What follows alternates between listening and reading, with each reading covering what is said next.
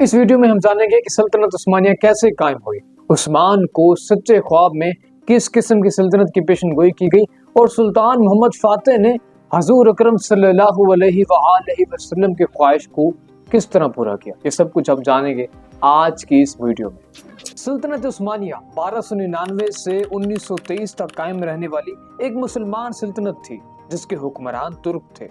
अपने उरूज के जमाने में ये सल्तनत 3 बरआज़मों तक फैली हुई थी। ये बात है 1300 की, जब जवाल की जानिब गामजन बाज़ंतीनी सल्तनत बिखर रही थी और मुख्तलिफ सरदार अपनी अपनी खुद मुख्तार रियासतें बनाकर बैठ गए थे। इनमें एक ओगोज कबीला था जो काई के नाम से जाना जाता था। कहा जाता है कि खुश साली से तंग आकर जब ये कबीला अर्तुगरुल की क़यादत में अनातोलिया पहुंचा तो उन्होंने वहां 2 लश्करों को एक दूसरे के साथ लड़ते हुए देखा। इन 2 लश्करों में से एक लश्कर तादाद में कम था जबकि दूसरा लश्कर तादाद में बहुत ज्यादा था। अपनी फितरी हमदर्दाना तबीयत की बाइस अर्तुगरुल ने उस छोटे लश्कर का साथ दिया और अपने 400 सिपाहियों के साथ मैदान जंग में कूद पड़ा। अर्तुगरुल की आमद से शिकस्त के करीब पहुंचने वाला लश्कर जंग जीत जाता है। अर्तुगरुल जिसकी मदद करता है वो लश्कर सल्जूक सल्तनत का लश्कर होता है और इस जीत में अहम किरदार अदा करने पर अर्तुगरुल को एक सरजब्ज व शादाब जागीर अता की जाती है जहां वो अपने कबीले समेत रहता है। 1281 में जब अर्तुगरुल का इंतकाल हुआ तो उसका बेटा उस्मान सरदार बना। जब वो सरदार बनता है तो वो एक ख्वाब देखता है। उस्मान ख्वाब में देखता है कि एक जबरदस्त दरख्त उसके पहलू से नमूदार हुआ जो बढ़ता चला गया, यहाँ तक कि उसकी शाखें बहरो बर पर छा गईं। इस दरख्त की जड़ों से 4 बड़े दरिया बह रहे थे और 4 बड़े पहाड़ इसकी शाखों को संभाले हुए थे। इसके बाद निहायत तेज हवा चली और इस दरख्त की पत्तियों का रुख एक अजीम शान शहर की तरफ हो गया। ये शहर एक ऐसी जगह वाक़ था जहां 2 समंदर और बरे-आज़म मिलते थे और एक अंगूठी की तरह दिखाई देते थे। उस्मान इस अंगूठी को पहन ही रहा था कि उसकी आंख खुल गई। उस्मान के ख्वाब की ताबीर लोगों ने कुछ ये बताई कि वो 4 दरिया जो उसने ख्वाब में देखे वो दरियाए दजला, दरियाए फुरात, दरियाए नील और दरियाए ट्यूनब थे और 4 पहाड़ कोहे तूर, कोहे बलकान, कोहे काफ और कोहे अतलस थे और शहर से मुराद कुस्तुनतुनिया था। उस्मान को इस ख्वाब की ताबीर ये बताएगी कि आपकी औलादें इन सब चीजों पर हुक्मरानी करेंगे और आपकी सल्तनत को कोहे बलकान तक पहुंचा देंगे। 1299 में उस्मान ने आखिरी सांस लेती सल्जूक सल्तनत से खुद मुख्तारी का ऐलान करके उस्मानी सल्तनत की बुनियाद रखी। उस्मान ने इस छोटी सी सल्तनत की सरहदों को बाज़ंतीनी सल्तनत तक फैला दिया था और अपना दारुल हुकूमत भरोसा मुंतकिल कर दिया था। सल्तनत की फतुहात का यह अजीम सिलसिला उस्मान के जानशीनों ने जारी रखा, लेकिन फिर आया 1402 जब तैमूर लंग ने अनातोलिया पर हमला कर दिया था। ये हमला इतना शदीद था कि दोनों फौजों के दरमियान शदीद तरीन जंग होती है और खून की नदियां बह जाती हैं।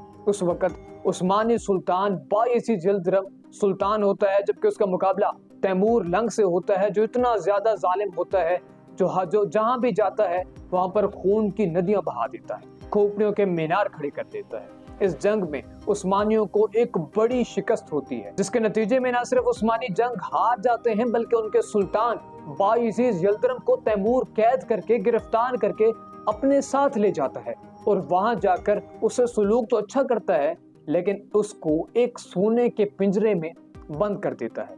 इतनी बेइज्जती उस्मानी सुल्तान बायज़ीद यल्दरम बर्दाश्त नहीं कर पाता और वहीं पर इंतकाल कर जाता है। सुल्तान बायज़ीद के गिरफ्तार होने के बाद उस्मानी सल्तनत ज़वाल का शिकार होने ही लगी थी कि उसके बेटे मोहम्मद अव्वल ने दोबारा उस्मानी सल्तनत को मुस्तहकम किया और 3 साल के अंदर उस सल्तनत की हैसियत को दोबारा उसी सल्तनत की हैसियत में कायम कर दिया, बहाल कर दिया जैसी सल्तनत उसके वालिद बायज़ीद यल्दरम छोड़ कर गए थे। और इसी बेहतरीन कंट्रोल के नतीजे में फातह कुस्तुनतुनिया जैसी अजीम तरीन फतह उस्मानियों के नसीब में आई। इस फतह से उस्मानियों का वकार पूरी दुनिया में बुलंद हुआ जिसका सेहरा सुल्तान यल्दरम के बेटे मोहम्मद अव्वल को जाता है। मोहम्मद अव्वल के इंतकाल के बाद उसका बेटा मुराद सानी तख्त नशीन होता है जिसकी उम्र फकत 18 साल होती है। जब ये तख्त नशीन होता है तो मुख्तलिफ किस्म की अंदरूनी बगावतें और साजिशें शुरू हो जाती है जो हुकूमत को कमजोर कर रही थी। सुल्तान सबसे पहले यही कदम उठाता है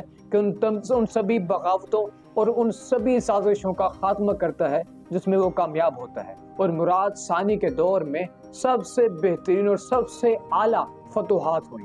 مراد ثانی نے 1428 میں کرمانیوں کو شکست دی، 1439 میں سربیا کو فتح کیا، 1444 میں جنگ وارنا میں یوناس ہناڈے کو شکست دی، اور 1446 میں جنگ کوسو میں صلیبیوں کو عبرتناک شکست سے دوچار کیا۔ 1451 میں مراد ثانی کا انتقال ہوا اور اس کا 21 سالہ بیٹا سلطان محمد فاتح تخت نشین ہوتا ہے۔ یہ عثمانیوں میں سے سب سے زیادہ خوش نصیب حکمران تھا جس نے حضور اکرم صلی اللہ علیہ وآلہ وسلم کی خواہش کو پورا کیا تھا۔ جی ہاں، سلطان محمد فاتح وہ خوش نصیب سلطان تھے جنہوں نے بازنطینی سلطنت کے مستحکم کے لیے قسطنطنیہ کو فتح کر کے حضرت محمد صلی اللہ علیہ وآلہ وسلم کی خواہش کو پورا کر دیا۔ آپ صلی اللہ علیہ وآلہ وسلم نے اپنی زندگی میں فتح قسطنطنیہ کی خواہش کا اظہار کیا تھا اور یہ بھی فرمایا تھا کہ جو فاتحین اس شہر کو فتح کریں گے میں اسے جنت کی بشارت دیتا ہوں، اور یہ خوش نصیبی سلطان محمد فاتح کے حصے میں لکھی ہوئی تھی جنہوں نے یہ عظیم ترین کارنامہ سر انجام دے کر اسلام کے نامور ترین لوگوں میں اپنا نام شامل کر لیا۔ یہ انتہائی ایمان افروز منظر تھا جب بازنطینی سلطنت کا غرور خاک میں مل گیا تھا اور قسطنطنیہ کی فصیل کے نیچے حضرت ابو ایوب انصاری کے مقبرے پر ہلالی پرچم لہرا دیا گیا جو مسلمانوں کی جرت اور شجاعت کے لیے یادگار بن گیا تھا۔ سلطان محمد فاتح کے دور میں کئی ساری فتوحات ہوئی جن کا ذکر ہم اگلی ویڈیو میں کریں گے، تو اگلی ویڈیو کا انتظار کیجیے گا۔ ملتے ایک نئے ویڈیو میں، تب تک کے لیے اللہ حافظ، اپنا بہت سارا خیال رکھیں۔